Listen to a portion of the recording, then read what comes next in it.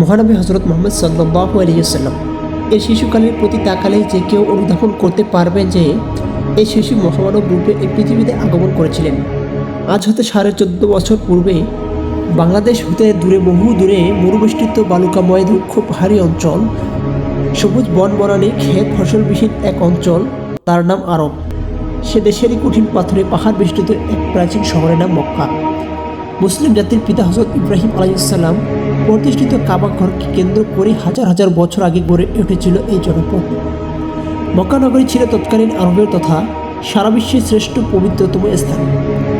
জ্ঞান বিজ্ঞান শিল্প সাহিত্য অর্থ সম্পদ সব দিক দিয়ে ছিল উন্নত। এত কিছু থাকার পরও সেখানে ছিল না তিল পরিমাণ শান্তি। হত্যা, লুণ্ঠন, নারী নির্যাতন, জীবন্ত শিশুকন্যাকে পুঁতে ফেলা হত্যা, দুর্বলের উপর সবলের অত্যাচার ছিল নিত্য নৈমিত্তিক ঘটনা। মানুষ আল্লাহকে ভুলে গিয়ে লাত, মানাত, হবল, উচ্চা প্রভৃতি হাতে গড়া মূর্তি পূজায় ছিল মগ্ন। নানা কুসংস্কারে বন্দী হয়েছিল মানবতা। আল্লাহর ঘর কাবা ছিল 360টি মূর্তিতে অপবিত্র। পৃথিবীর এ চরমতম জাহিলিয়াতের যুগ সন্ধিক্ষণে 570 খ্রিস্টাব্দে 12 রবিউল আউয়াল সুবহে সাদ্দিকের সুনির্মল আভায় প্রকৃতির নিখাত নিস্তব্ধতা ভেঙে উৎসুক বিশ্ববাসী তার কর্ণ উৎকীর্ণ করে জানতে চাইল ধূলির ধরায় আজ এই আলোক উজ্জ্বল সুপ্রভাত নিয়ে কি এলো। তাদের সাথে সুর মিলিয়ে কবি বলেন, নূরের দরিয়া সিনান করিয়া কে এলো কাবায়, নূরের দরিয়া সিনান করিয়া কে এলো মক্কায় আমিনার কুলে, ফাগুন পূর্ণিমা নিশীতে যেমন আসমানের কোলে রাঙ্গা চাঁদ দোলে।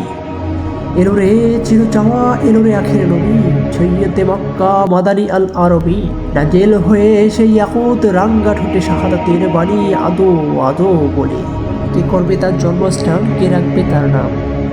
জন্মের পূর্বেই মারা গিয়েছেন পিতা আব্দুল্লাহ। এগিয়ে এলেন দিলদরিয়া পিতামহ দাদা আব্দুল মুত্তালিব।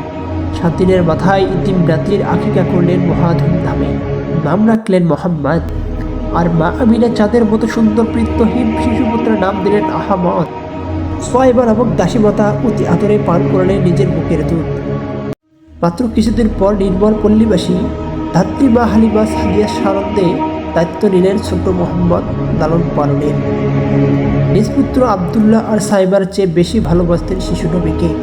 মা হালিমার অভাবের সংসারে সৌভাগ্যের পরশমণি বুলিয়ে দিয়েছেন শিশু মোহাম্মদ।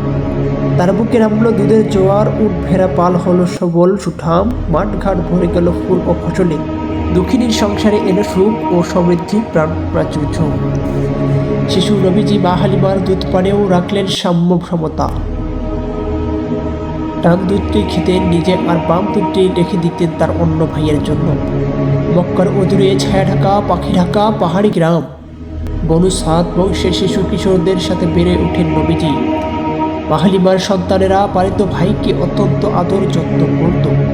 তারা শিশু মোহাম্মদকে দোলনায় দুলিয়ে দুলিয়ে গাইত, বেঁচে থাকুক মোহাম্মদ, সে চিরদীর্ঘজীবী হোক, চির তরুণ চির কিশোর চির মধুর রোগ, হয়ে যেন সর্দার আর পায়ে যেন সেমান, শত্রু তাহার ধ্বংস হোক ঘুচুক অকল্যাণ, মোহাম্মদ পারে খোদা করুন চোখে চাও, চিরস্থায়ী গৌরব যা তাই তাহারই দাও।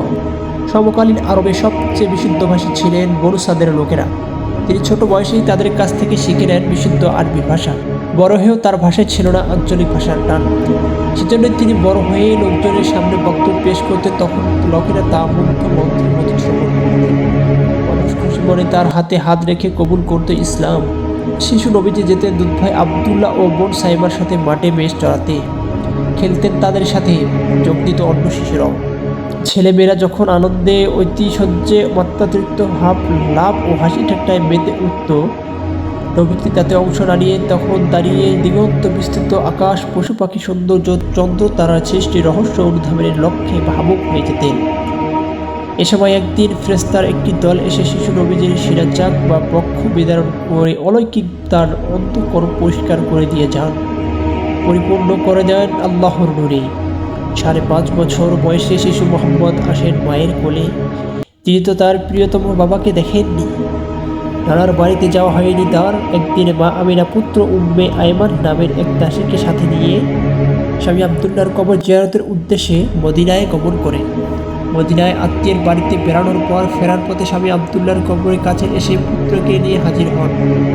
আল্লাহর অপার মহিমায় সেখানে কঠিন রোগে পীড়িত হয়ে মা আমিনা মৃত্যুবরণ করেন। দুঃখ সুখে নবীজি একেবারে মুখ হয়ে যান।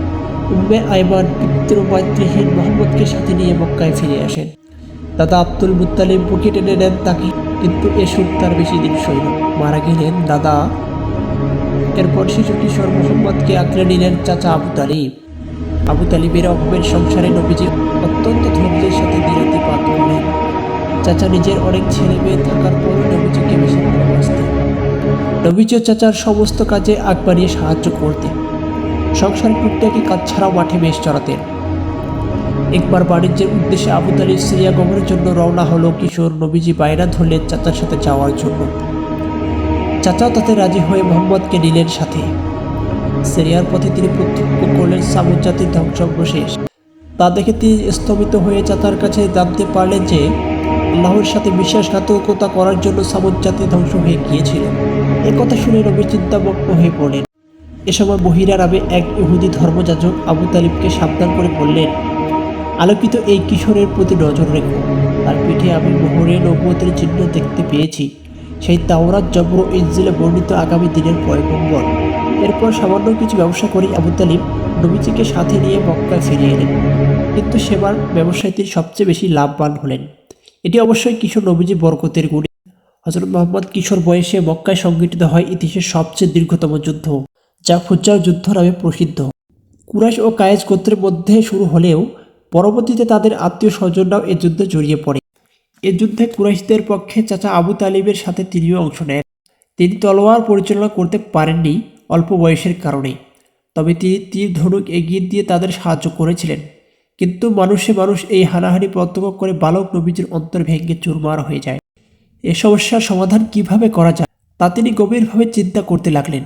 শেষ পর্যন্ত তার কয়েকজন বন্ধু নিয়ে গঠন করলেন শান্তি সংঘ হিলফুল ফুজুর। সাথে শপথ নিলেন, আমরা দেশের শান্তি ও শৃঙ্খলা বজায় রাখব, বিনা কারণে কারো সাথে যুদ্ধে জড়াবো না, অনাথ এতিমকে সাহায্য করব, সন্ত্রাসীদের মক্কায় আশ্রয় দেব না, হজে আগত মুসাফিরদের জানমালের নিরাপত্তা বিধান করব। এই অল্প বয়সে বালক মোহাম্মদ সাল্লাল্লাহু আলাইহি সাল্লাম মক্কাবাসীর নিকট আল আমিন খেতাবে ভূষিত হলেন। যে কোনো বিরোধ বাতলে লোকেরা তার কাছে ছুটে আসতেন সদলবলে। তিনি সমাধান দিতেন শান্তিপূর্ণ উপায়। সবাই ঘরে ফিরে যেত খুশি মনে। তেমনি এক রক্তক্ষয়ী সংঘর্ষের অবতারণা ঘটে নব সংস্কারকৃত কাবায় হাজরে আওসাদ বা কালো পাথর পুনঃস্থাপন নিয়ে। কেতা প্রতিস্থাপন করবে এ নিয়ে চরম শেষ পর্যন্ত নবীজি চার গোত্রের চার প্রধানকে রুমালের চার কোণ ধরে হাজরে আওসাদকে তুলে নিয়ে কাবার গায়ে স্থাপন করেন। মিটে যায় তাদের চরম রক্তক্ষয়ী বিরোধ। এভাবে সত্য দিয়ে, সেবা দিয়ে ও চারিত্রিক মাধুর্যতা দিয়ে বালক নবী জাহিলি সমাজের অন্ত জয় করে নিয়েছিলেন।